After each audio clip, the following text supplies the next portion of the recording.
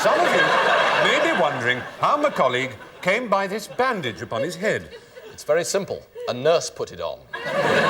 What my colleague is trying to say, if he had but the words, is that this afternoon he sustained an accident to his head. Vince, run that tape if you'd be so careful to do exactly as you're told. I hereby declare this second episode of A Bit of Fry and Laurie open.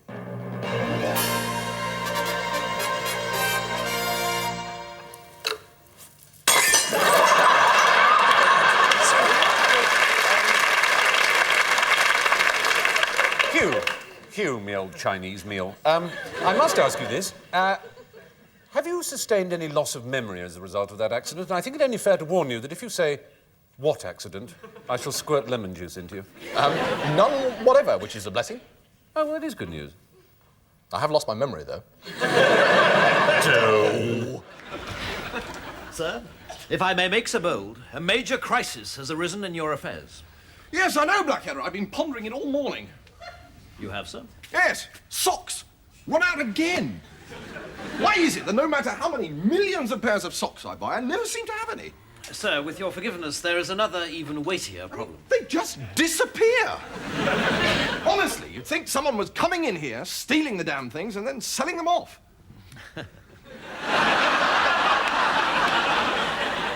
Impossible, sir. Only you and I have access to your socks. Yes, you're right. Still, for me, socks are like sex. Tons of it about, and I never seem to get any. Sir, if I may return to this very urgent matter, I read fearful news in this morning's paper. Oh, no. Not another little cat caught up in a tree. No, sir. There is a vote afoot in the new Parliament to strike you from the civil list. Well, yes, but what are they going to do about my socks? Sir, if this bill goes through, you won't have any socks. Well, I haven't got any socks at the moment. Or trousers, shirts, waistcoats, or pantaloons. They're going to bankrupt you. They can't do that. Why, the public love me. Only the other day I was out in the street and they sang, "We hail Prince George, we hail Prince George." We hate Prince George. We hate Prince George.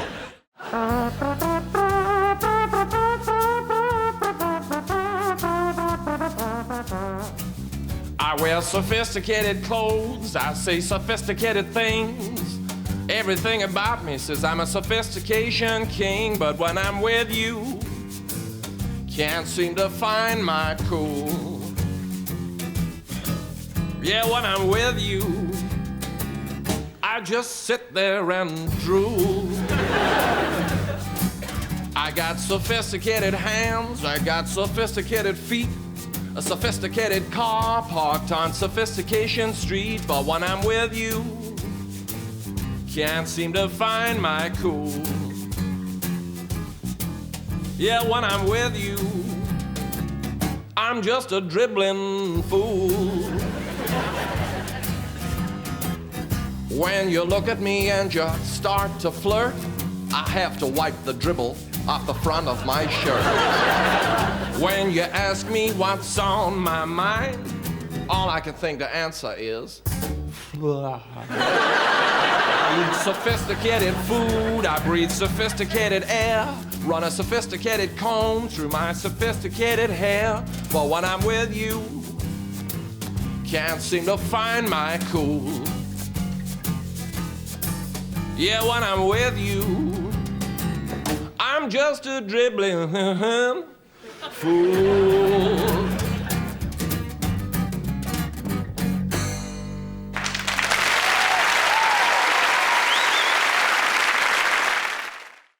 And the vehicle does belong to you, does it, sir? Yes. Were you driving it at the time? Yes, I was, yes. All right. I'll just have your name, please, sir? Right, hold on a second. Ready? Yes. My name is Derek.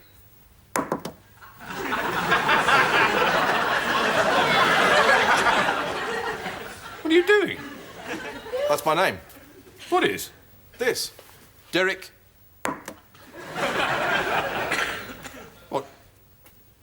Derek is your name? Yes. What kind of name is that? Well, it's my name. Bit unusual, isn't it, Mr. If I had £1 for every time someone had said that to me. How do you spell Mr. It's as it sounds. Yeah, but if you wouldn't mind spelling it for me. Well, I mean, can't you? I would be very grateful if you would spell it for me. All right, then. N-I-P-P-L-E.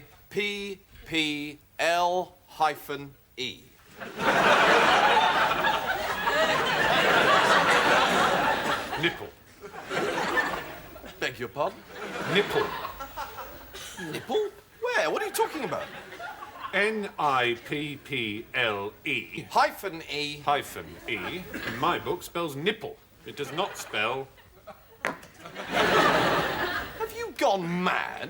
What are you talking about? I thought the modern policeman was supposed to be a highly trained law enforcement unit. You can't even spell. All right, Mr. Nipple, if I can have your address, please. Address, please. You talking to me? Yes? You want to know my address? Yes, please. Or do you want to know Mr. Nipple's address? Your address, please. My address, right. My address is number 22. King's Lynn. Watch it. What? Just watch it. Watch what, for heaven's Do sake? realise that assaulting a police officer is a very serious offence. Yes, I imagine it probably is. Very serious. But giving your address to a policeman, on the other hand, probably isn't so serious. Or is it? Perhaps the law's changed since I last looked. Perhaps the Home Secretary has had to take stern measures against the rising tide of people giving their address to policemen whenever they're asked. All right, all right. Let's just check this with you, shall we, Mr...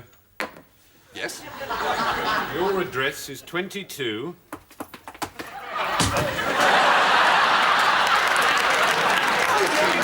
Lynn. No. What's the matter with you? Ugh. It's 22 King's Lynn. Oh, I'm sorry. I thought it was 22... King's Lynn. Well, it isn't. And handwriting. Well, get a typewriter. Well, if only we could afford a typewriter, then. Do you know, it's funny, from some angles, it looks like 22...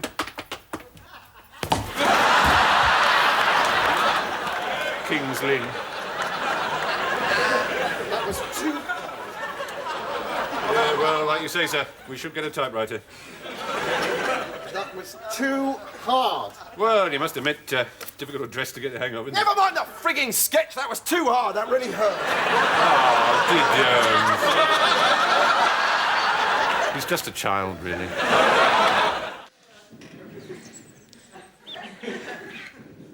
No, don't stop, sir. It's coming. It's definitely coming. I just wonder whether 2 socks and a hand grenade is really the sort of thing that covers of King and Country are made of. There will be when I've painted them being shoved up the Kaiser's backside. Now, this is interesting. What is? Well, Private Baldrick is obviously a bit of an impressionist. The only decent impression he can do is of a man with no talent. What's it called, Baldrick? The Vomiting Cavalier? No, sir. That's not supposed to be vomit. It's dabs of light. No, it's vomit. Yes. So, why did you choose that? You told me to, sir. Did I? Yeah, you told me to paint whatever comes from within. So I did my breakfast. Look, there's a little tomato. Hopeless. If only I'd paid attention in nursery art class instead of spending my entire time manufacturing papier-mâché willies to frighten Sarah Wallace. You know, it's funny, but painting was the only thing I was ever any good at. Well, it's a pity you didn't keep it up. Well, as a matter of fact, I did, actually. I mean, normally, of course, I wouldn't show them to anyone because they're just embarrassing daubs, really. But, you know, they give me pleasure. Embarrassed to show them to you now, as it happens. But there you go. For what they're worth. To be honest, I really should have my hands cut off. I mean... George, these are brilliant. Why didn't you tell us about these before? Well, you know, doesn't like to blow one's own trumpet. You might at least have told us you had a trumpet. These paintings could spell my way out of the trenches. Yours? That's right, ours. All we have to do is paint something heroic to appeal to the simple-minded Tommy. Over to you, Baldrick. How about a noble Tommy standing with a look of horror and disgust over the body of a murdered nun what's been brutally done over by a nasty old German? Excellent. I can see it now. The nun and the Hun. Splendid. No time to lose. George, set up your easel.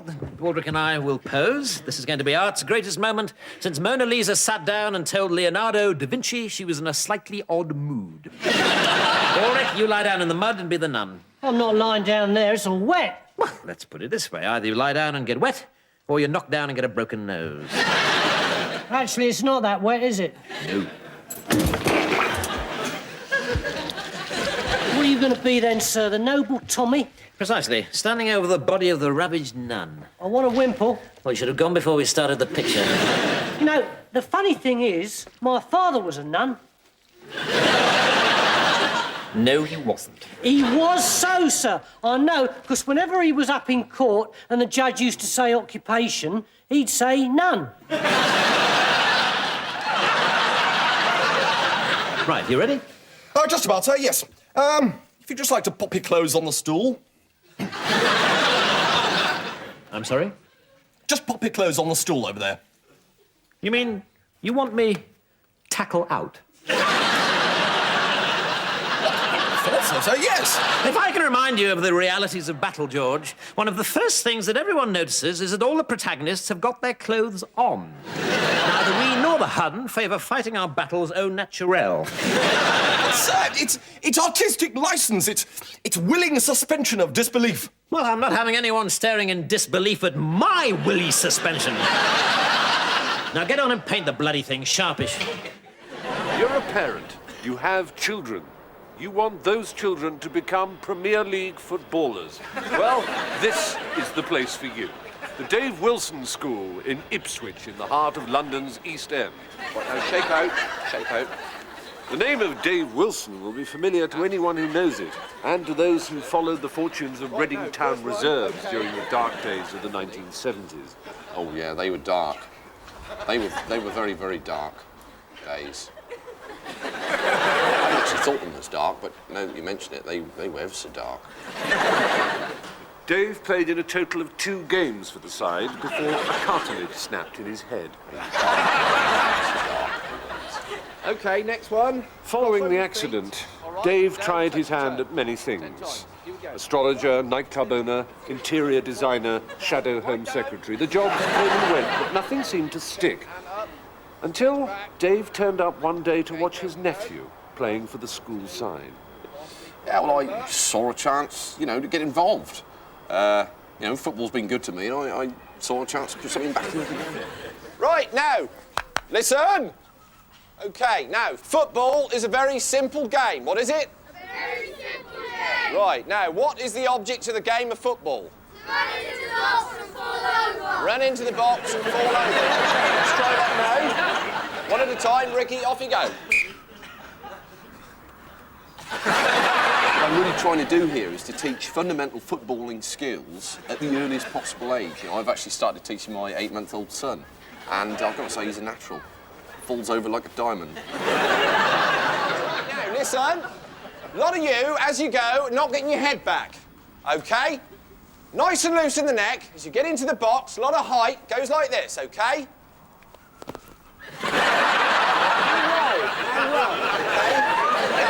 Same applies for the static fall. Right, that's when you run into the box, you've forgotten to fall over, you're just standing there, OK? Nice and loose in the neck and... OK then, limping, 2 legs to the pitch, go. Dance in the change room. What is it? Never you mind what that is. Right, you lot, come here! Makes you sick, doesn't it? Right, listen, I'm going to say this once and once only, OK?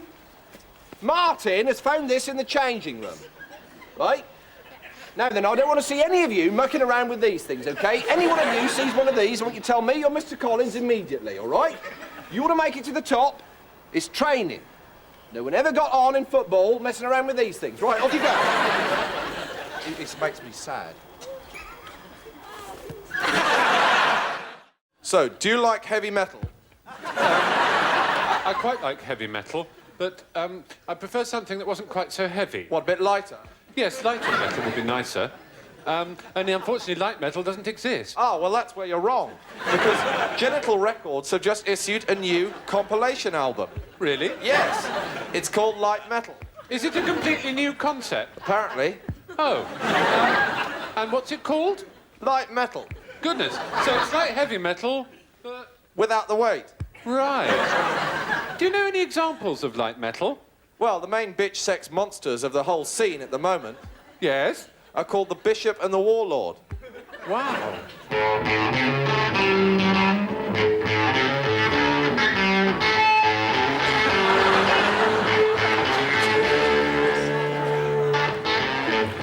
I'm very much on the lookout for action at the moment, baby. I don't have a single moment to lose.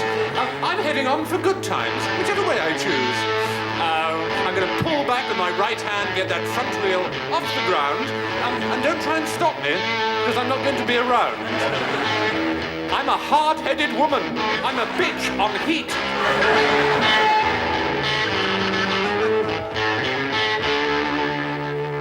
I've got a sophisticated body, and easy action hips. I've got long straight legs and red ruby lips. I'm looking for good loving, baby. That's what I aim to find, because I'm a good time sister. You can touch me. I don't mind. I'm a hard-headed woman. I'm a bitch on heat.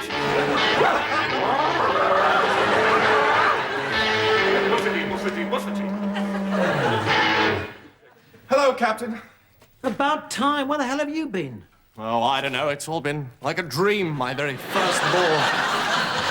The music, the dancing, the champagne. My mind is a mad whirl of half-whispered conversations with the promise of indiscretion ever hanging in the air. Oh, did that old stoat Melcher try for a snog behind the fruit cup? Certainly not. General behaved like a perfect gentleman. We tired the moon with our talking about everything and nothing. The war, marriage, proposed changes to the LBW rule. Melcher isn't married, is he? No, all his life he's been waiting to meet the perfect woman. And then at last, tonight, he did. Some poor unfortunate had old Walrus Face dribbling in her ear all evening, did she? Well, yes, as a matter of fact, I did have to drape a napkin over my shoulder, yes. George, are you trying to tell me that you are the General's perfect woman? Well, yes, I rather think I am. Well, thank God the horny old blighter didn't ask you to marry him. You did? Well, how did you get out of that one? Well, to be honest, sir, I'm not absolutely certain that I did. What? Well, you can't understand what it was like, sir. You know, the candles, the music, the huge moustache. I don't know what came over me. You said yes? Well, after all, sir, he is a general. I didn't really feel I could refuse. He might have had me court-martialed. Whereas, on the other hand, of course, he's going to give you the Victoria Cross when he lifts up your frock on the wedding night and finds himself looking at the last turkey in the shop. Yes, I know it's a mess, sir, but you see, he got me squiffy, and then when he looked into my eyes and said, "Chipmunk, I love you." Chipmunk! Yes, but it's his special name for me, you see. He says my nose looks just like a chipmunk's. Oh, God!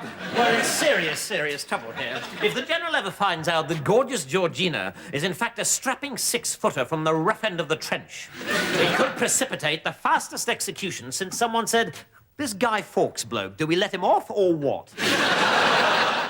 Hello, I'm Oprah Winfrey.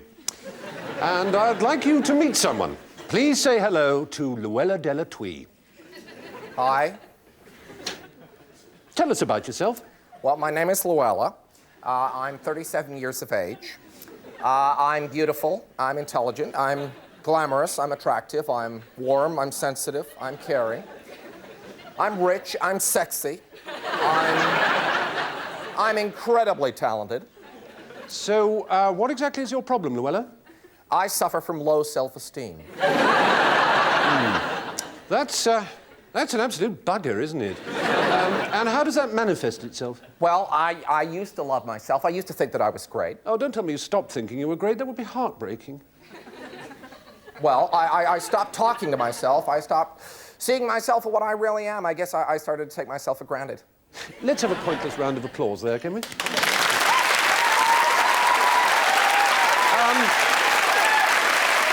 Thank you. All right.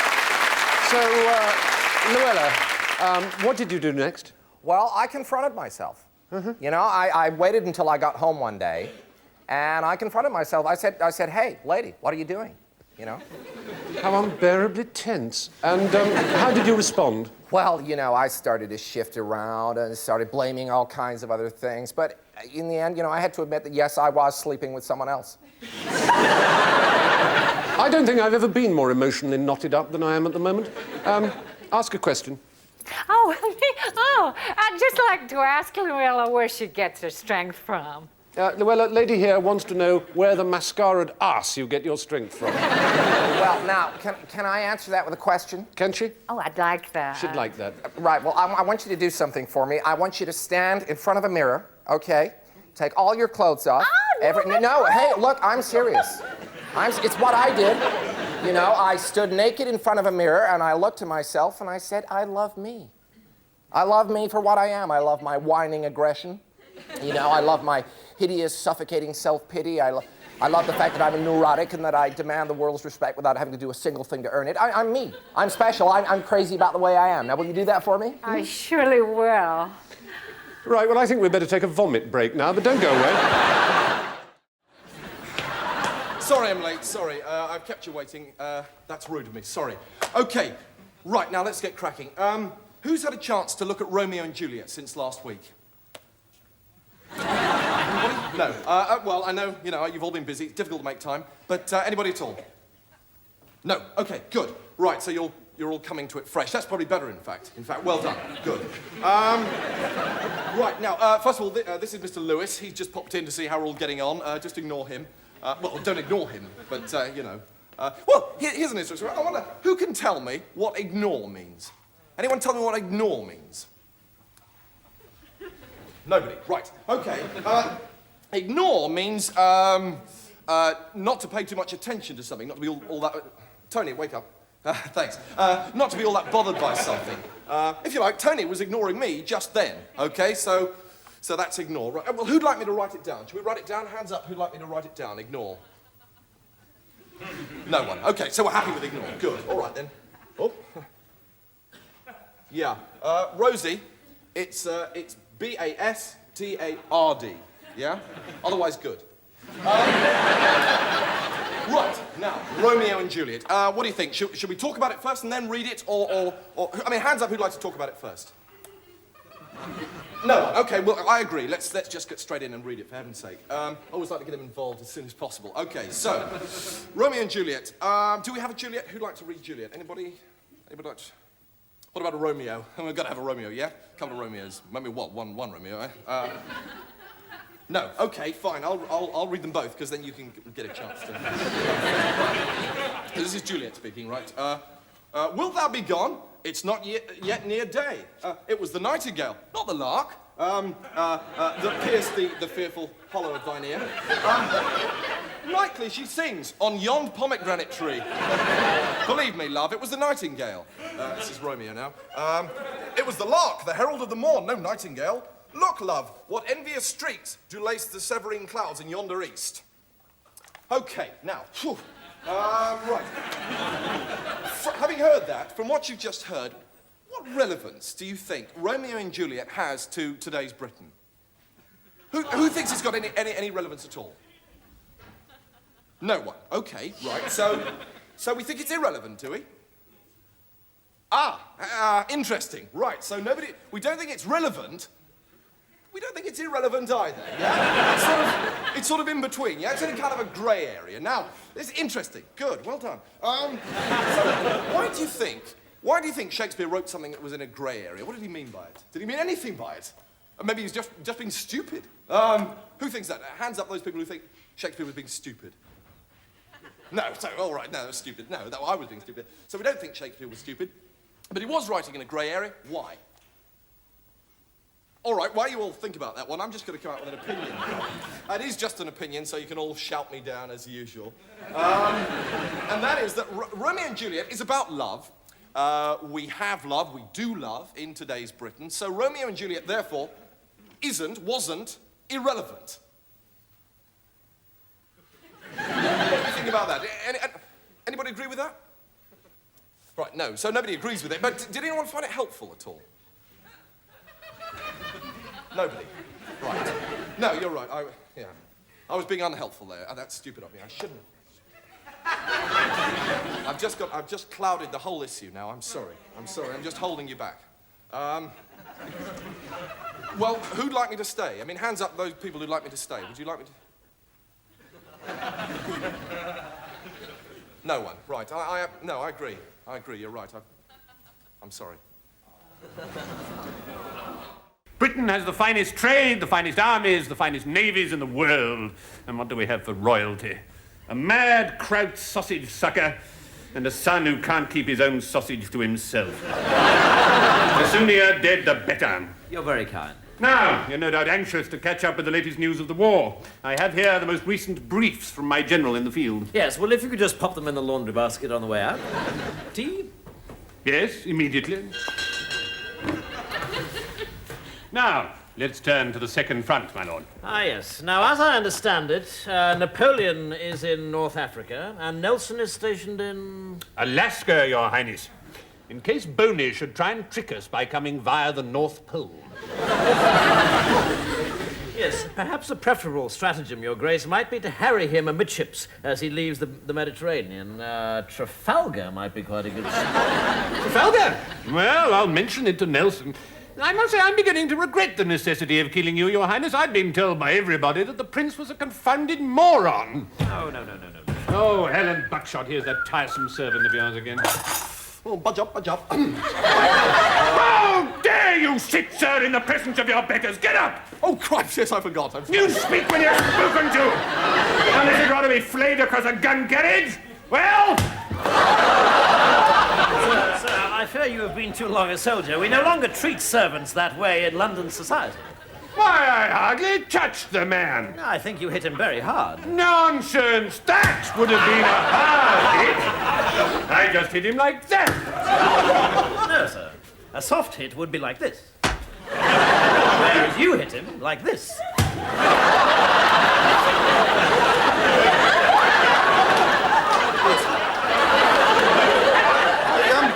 I wonder if I might be excused, Your Highness. Certainly. I'm sorry about that, sir, but one has to keep up the pretense. No, quite understand. You carry on the good work. Very well, sir. Hang on! This is bloody coffee. I ordered tea. Founded fool, aren't you? I heard everywhere that the Prince was the imbecile, whereas his servant Blackadder was respected about the town. Now that I discover the truth, I'm disposed to beat you to death. Tea!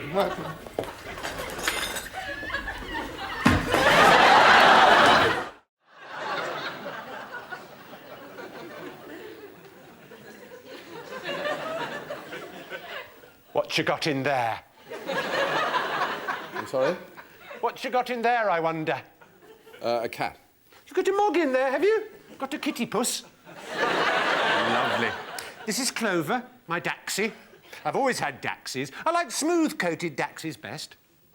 Really? Is that right? So, what sort of mogwog is your kitty puss? Hmm?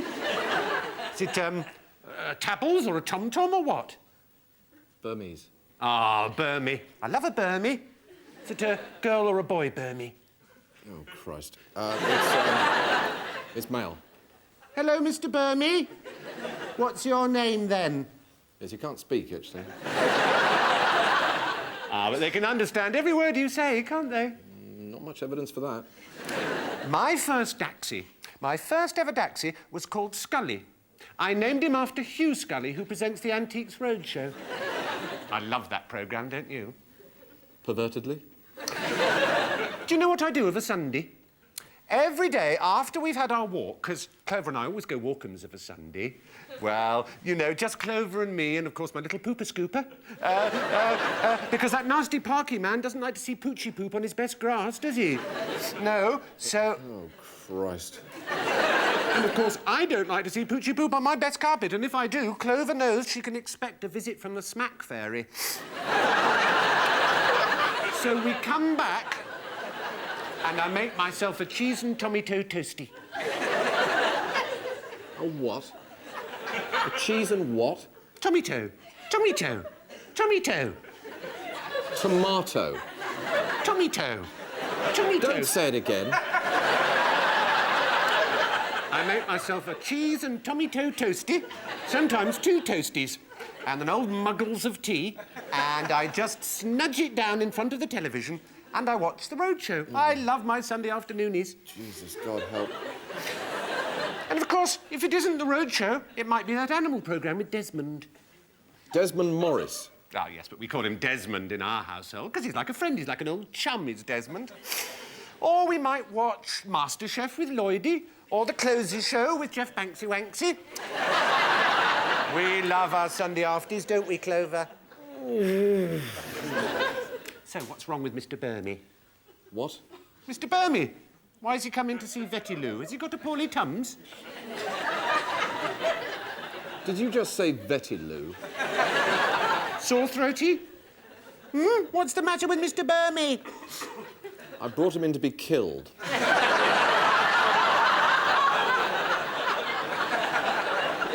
Excuse you? He's got cancer of the liver. I brought him in to be put to death. Cancer? Yes. Cancer of the liver? Yes. Cancy Wancy? Oh. You got cancy diddlies then, have you, Mr. Burney? You're going to be put to deathies, are you?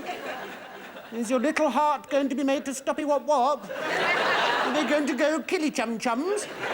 Are they going to put your coldy woldy body wad in the groundy wound, are they? Eh? Clover? Yeah? What can I do for you? I'd like to have this man put down, please.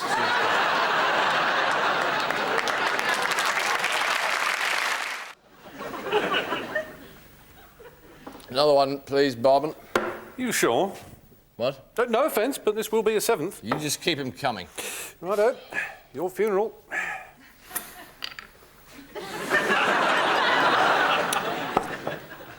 Bitch. Come again? My wife. Oh, right. She doesn't understand me. She's never understood me. What, Polish or something, is she? You ever been trapped in a loveless marriage with a woman you despised? Not since I was 9. Do you like it straight up? What? Or with ice? Ice. Righto. Cocktail onion? No, thanks. She takes no interest in my friends, you know? She laughs at my... Peanuts? Hobbies. She doesn't even value my... Crinkle-cut cheesy what's-it? Career. You know, it's just so depressing. All right, so other men have got larger... Plums? Salaries and better prospects, and other men can boast a healthier-looking... Stool? Lifestyle. All right, you know, so I haven't got loads of cash hanging around. You know, but why complain? Other people are worse off. I've got a job. I've got 2 sweet, rosy... Nibbles? Children. She's always going on and on and on about my appearance. I mean, it's not as if she's an oil painting. You know, I mean, frankly, she's... Plain and prawn-flavoured. She's not as young as she used to be herself. I don't know why I bother with women. I'll be better off being a... Fruit? Monk or a hermit or something. At least if I was a... Fag? At least if I was a monk, you know, I wouldn't have to put up with women, you know, women going on and can talk the hind leg off a... Camel? Donkey. You know, the trouble is I couldn't live without women. You know, in a monastery, the best you can hope for is a bit of... Chocolate hobnob? Peace and spirituality. And let's face it, we haven't slept together for years. You know, the best I can hope for is a bit of... Savoury finger? You know, a bit of a cuddle at Christmas. And naturally, she won't let me give her so much as a... Good juicy tongue in the back passage.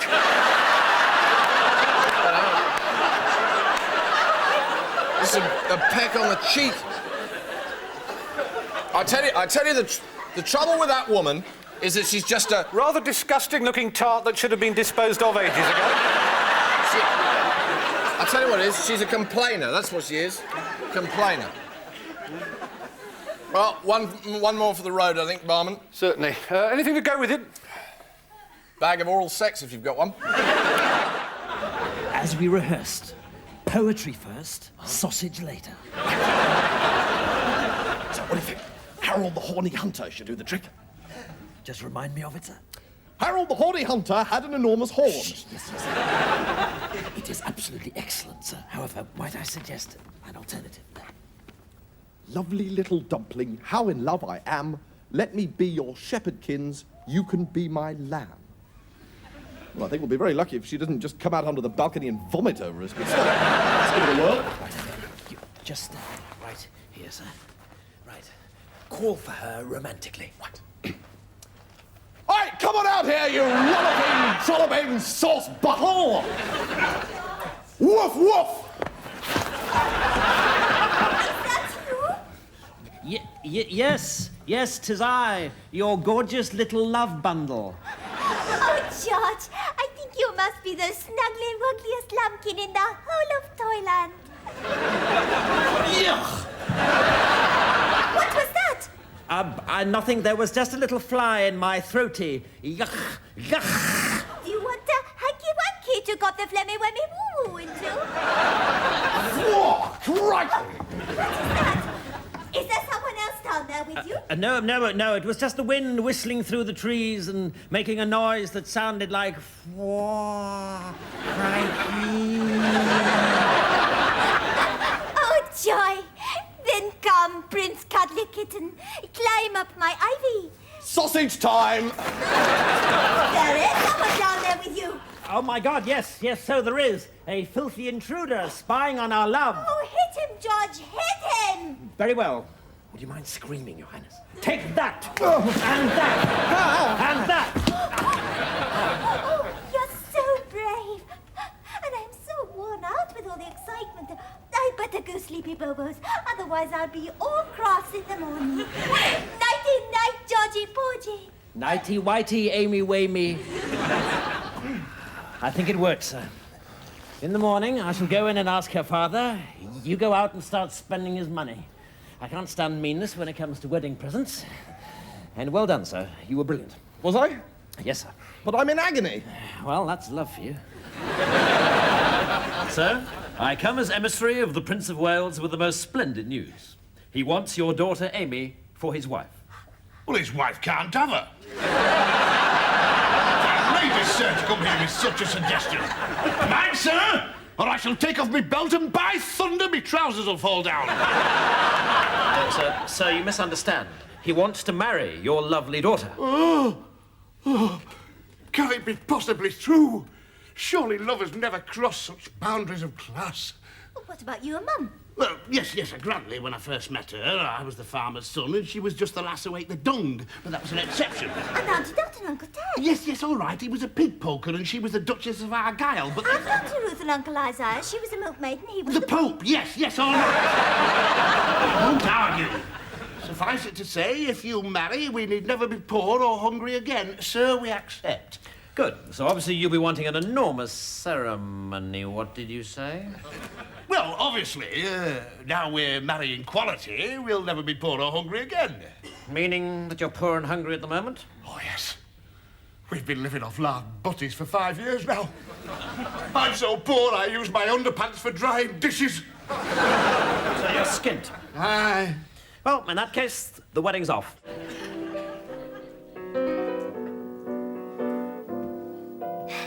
Well, my colleague, 1,740 seconds have elapsed since first we welcomed the viewing several into our lives for another evening of entertainment and hatred. My colleague, you've opened your mouth and the great truth has come out.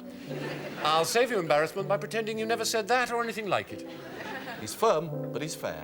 In the great sandwich of broadcasting, we at A Bit of Fry and Laurie are perhaps but a thin slice of turkey breast. We nourish, but we don't cause wind. I could have put it better myself. What's more, he could too. He could. So now, my colleague, we have to sweep up the broken shards and decaying lumps of the evening, gather them into an old towel and heave them over the side. Fair breaks your heart, doesn't it? I turn to you now, my colleague, and I ask you to gaze down at the drinks menu and fix us a debonair cocktail selection. Oh, well, now this is a difficult choice. Choose carefully, my colleague. One choice brings certain death, the other freedom. Well, now, you'd expect me to choose the silver prostate, but then I'd know that you'd expect that. So really, I should choose the boiling idiot. But the boiling idiot's got Campari in it, and he knows that I hate Campari, so... So it'll be the silver prostate. Ha! You've chosen wisely, little one. Yoda has taught you well. The silver prostate does indeed bring freedom. Now, to prepare a silver prostate at home, you will need 7 of the following. A cocktail shaker, that's me, a helping of liquore strega, an assistance of parfait amour, lovely purple violet liqueur there, a tit of Maker's Mark bourbon, a rash of Bailey's Irish cream to throw away, square lumps of frozen water sculpted into the shape of ice cubes, and a farewell from newsreader Andrew Harvey, digitally recorded off-air. Well, that's the national and international news tonight. Good night. While I mix these together, I turn to the debonair doyen of the dance, and I ask, as askingly as I might, this ask. Please, Mr. Music, will you play?